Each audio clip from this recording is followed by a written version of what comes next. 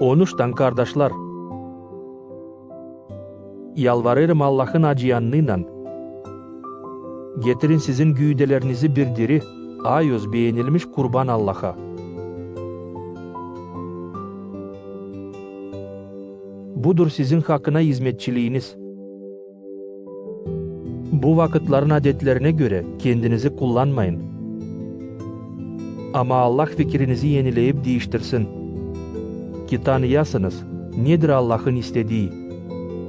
Ne iyi, beğenilmiş hem tamam.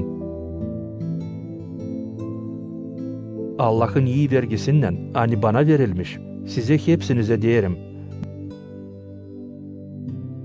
Düşünmeyin kendiniz için daha üstün ne kadar lazım.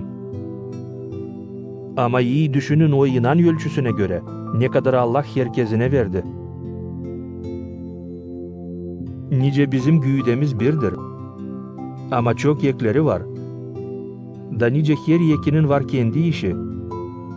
Hep öyle biz de çokluk olarak hepsimiz bir güğde olarız Hristos'da. Ayrı ayrı birbirimizin yekleri olarak. Ayrı bağışışlar kablettik Allah'ın iyi vergüsüne göre. Hani verilmiş bize, kimde var prorokluk bağışışı, onu faydalasın kendi inan ölçüsüne göre. Kimde var hizmet bağışışı, hizmet etsin. Üreticiyseydi, üretsin. Becererseydi girginletsin. Becererseydi pay etme, cömertlikle pay etsin ne var onda. Yöndericiyseydi çalışkan olsun.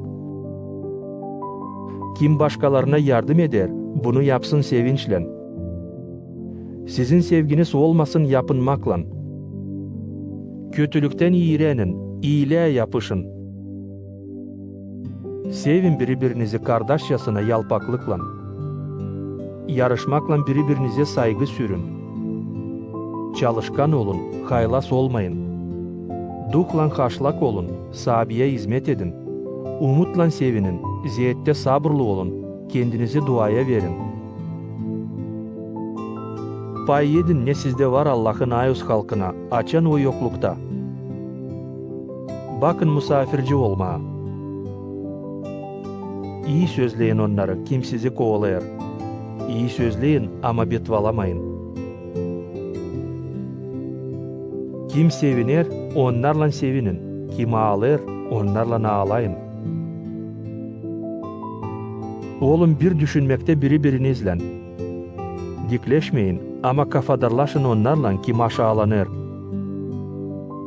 Çevirmeyin kimseye kötülük için kötülük.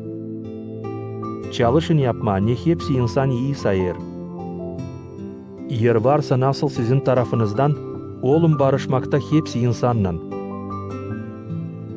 Sevgili kardeşler, kimseyden kin çıkarmayın. Bırakın Allah'ın üfkesine. Zire yazılı, kin çıkarmak benimdir.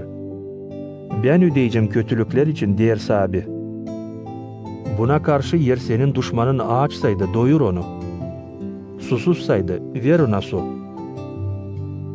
Yer böyle yaparsan toplayacaksın kızgın kömür onun başına. Kötülükten yensenmiş olma. Ama iyilikle yense kötülüğü.